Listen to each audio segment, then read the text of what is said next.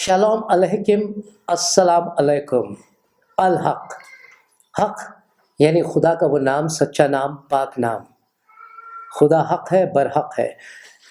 अजीज़ों, आज के एपिसोड में हम कुछ और ख़ास बातें आपके सामने लेकर आ रहे हैं जो किताब मुक़द्दस यानी होली बाइबल और कुरान मजीद के ताल्लुक़ से हैं। हमारे मुसलमान भाई बहन अक्सर ये कहते हैं कि किताब मुक़द्दस जो है बाइबल वो एक गलत किताब है, इसे बदल दिया गया है और जो असली किताबें थी यानी तौरात, ज़बूर और इंजील अब वो नहीं रही है। लेकिन हम ये साबित करना चाह रहे हैं कि किताब मुक़द्दस में वो तमाम कलाम हैं जिनका ज़िक्र खुदा पहले कर चुका है और जिसका ज़िक्र ख़ुद कुरान मजीद करता है। और इसीलिए इस बात को साबित करने के लिए हमने ये प्रोग्राम बनाया है जिसका नाम है अल-हक यानी सच्चाई, खुदा के नाम से। तो जनाब, मैं चाहूँगा कि आप एक ऐसी कोई आयत निकालें जी कुरान मजीद में जिसका ताल्लुक़ किताब मुक़द्दस के साथ है। देखिए, एक नहीं दो आयत हैं सूरतुल बक़र और उसका 246 और 47 आयत को मैं यहाँ पढ़ूंगा। जी जी ज़रूर। जहाँ इस तरह से दर्ज है, भला तुमने बनी इसराइल की एक जमात को नहीं देखा जिसने मूसा के बाद अपने पैगंबर से कहा आप हमारे लिए एक बादशाह मुकर्रर कर दें जी, ताकि हम खुदा की राह में जहाद करें। पैगंबर ने कहा कि अगर तुमको जहाद का हुक्म दिया जाए तो अजीब नहीं कि लड़ने में पहलौती करो यानी पहल करो। जी जी जी। वो कहने लगे कि हम राह खुदा में क्यों ना लड़ेंगे जबकि हम वतन से खारिज और बाल बच्चों से जुदा कर दिए गए हैं। लेकिन जब उनको जहाद का हुक्म दिया गया तो चंद अक्षांश के मवासब फिर गए जी। और खुदा जालिमों से खूब वाकिफ है। और पैगंबर ने उनसे ये भी कहा कि खुदा ने तुम पर तालूत को बादशाह मुकर्रर फरमाया। वो बोले कि उसे हम पर बादशाही का हक क्यों कर हो सकता है? बादशाह ने मुस्तहिक तो हम हैं, बादशाही के मुस्तहिक तो हम हैं। जी जी। और उसके पास तो बहुत सी दौलत भी नहीं। पैगंबर ने कहा कि खुदा ने उसको तुम पर फजीलत दी है जी और बादशाही के लिए मुंतखब फरमाया है। उसने उसे इल्म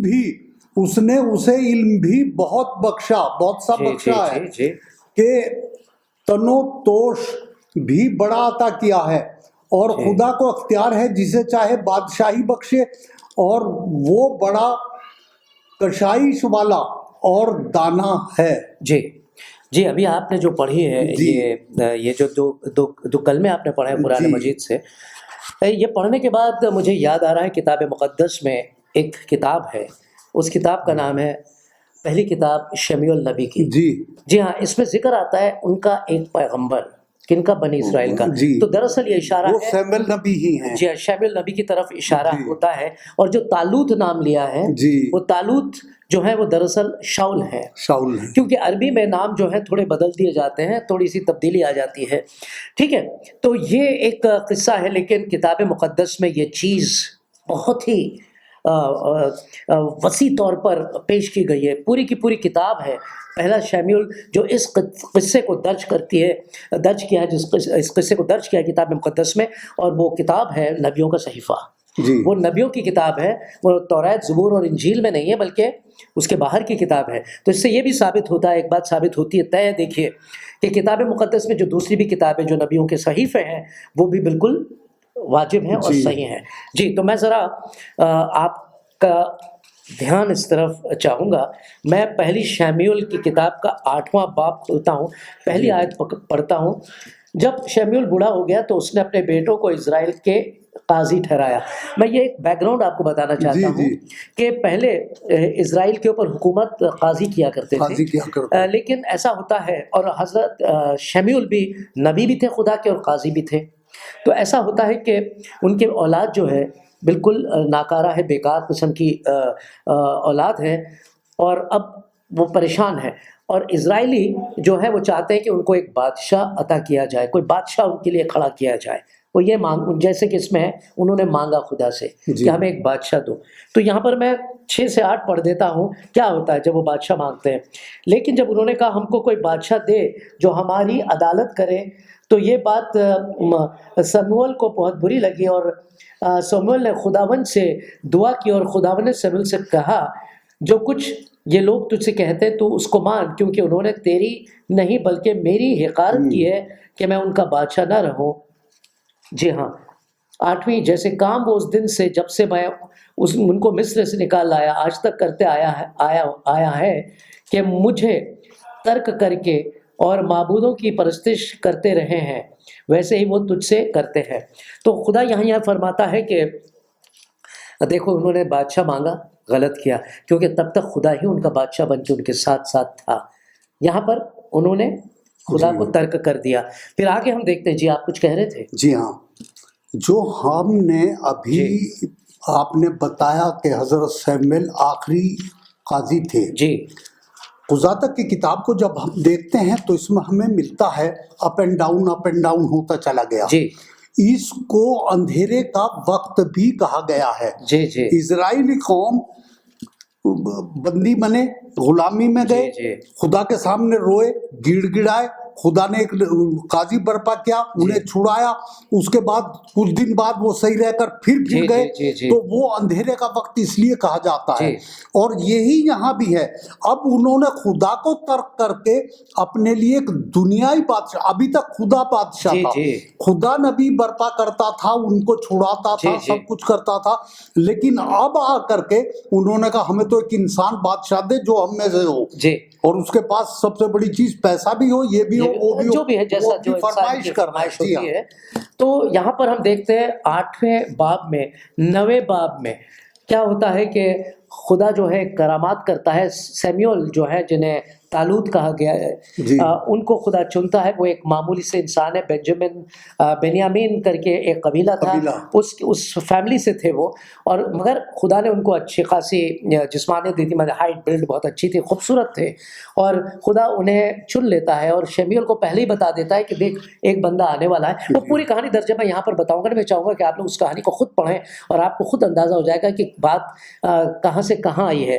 کہ قرآن مجید میں بہت مختصر طور سے اس بات کا ذکر کیا گیا ہے، لیکن جہاں تک کہ ہماری کتاب مقدس ہے اس میں تفصیل سے اس کا بیان دیا گیا ہے، اور آپ کو سمجھ میں آئے گا.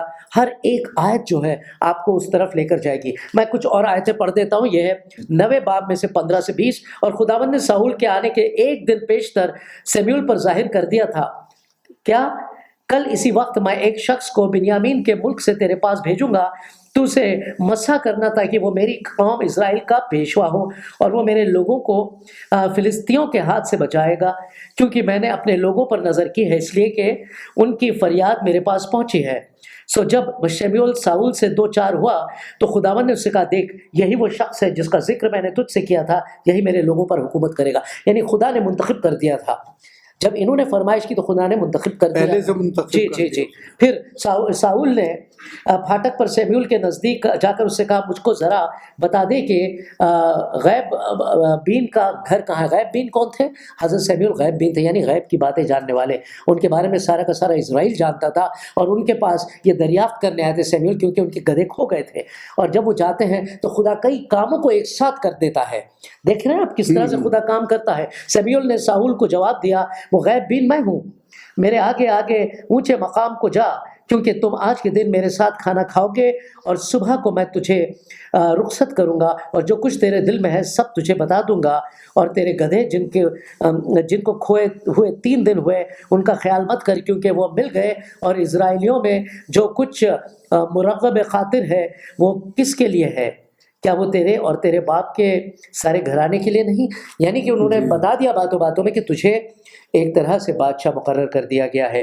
پھر ہم دیکھتے ہیں 10 میں پہلی آیت. پھر سیمیول نے تیل کی کپی لی اور اس کے سر پر انڈیلی اور اسے چوما اور کہا کیا یہی بات نہیں کہ خداوند نے تجھے مسح کیا تاکہ تو اس کی میراث کا پیشوا ہو. خدا دیکھیے جب کسی کو چنتا ہے تو اس کے ساتھ بڑے خاص کام کرتا ہے.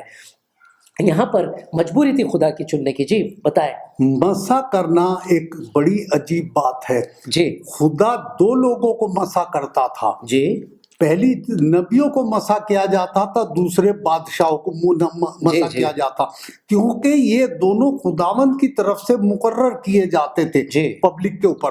خدا کا کلام پہلے ان پر پہنچتا تھا، بعد میں یہ پبلک کو پہنچاتے تھے، اس لیے یہ مسح کیے جاتے تھے. سارے نبی مسح کیے گئے ہیں، بادشاہ مسح کیے گئے ہیں. اور آگے کس طرح سے مسح ہوا سیموئیل کا وہ دیکھیے. یہ تو جسمانی مسح تھا، لیکن 6 آیت میں اس طرح سے لکھا ہے، تب خداوند کی روح تجھ پر زور سے نازل ہوگی اور تو اس کے ساتھ نبوت کرنے لگے گا اور بدل کر اور ہی آدمی ہو جائے گا. جی 90 میں ہے، یعنی کہ حضرت سیموئیل جو ہے جب مسح ہوتا ہے، یعنی کہ روح قدس ان پر اتر آتا ہے، نازل ہوتا ہے، تو وہ ایک الگ ہی تربیت پیدا ہوتی ہے، ان کی طبیعت پیدا ہوتی ہے، زندگی بدل گئی. جی ہاں. اور 90 میں اور ایسا ہوا کہ جو ہی اس نے سیموئیل سے رخصت ہو کر پیٹ پھیری، خدا نے اسے دوسری طرح کا دل دیا اور وہ سب نشان اسی دن وقوع میں آئے.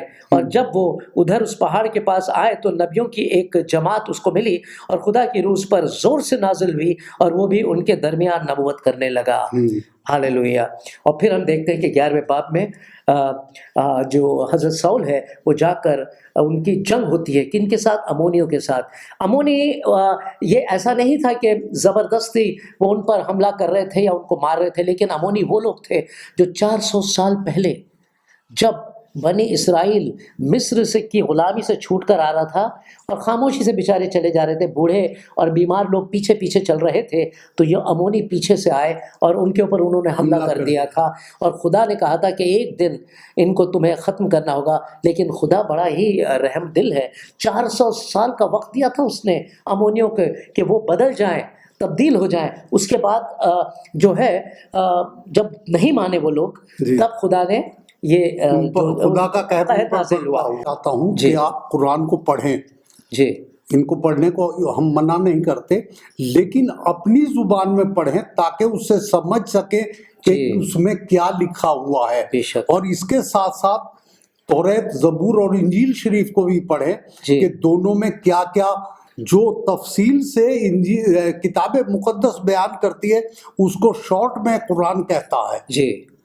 اور میں نے ایک چیز دیکھی ہے کہ جو شارٹ میں قرآن کہتا ہے اس کی تفسیر آنے والے زمانے والے لوگوں نے دی ہے. جی ہاں. تو وہ تفسیر تو پھر انسان اپنے حساب سے دے گا. تفسیر تو وہی ہے جن لوگوں نے لکھی ہے، جنہوں نے آنکھوں دیکھا وہ حال پایا ہے، اور اسی کو انہوں نے کتاب مقدس میں درج کیا ہے. تو عزیزوں، اب آپ سے اجازت لیتے ہیں، پھر کچھ خاص باتیں لے کر اگلے ایپیسوڈ میں آپ کے سامنے حاضر ہوں گے. تب تک کے لیے خدا حافظ. خدا حافظ.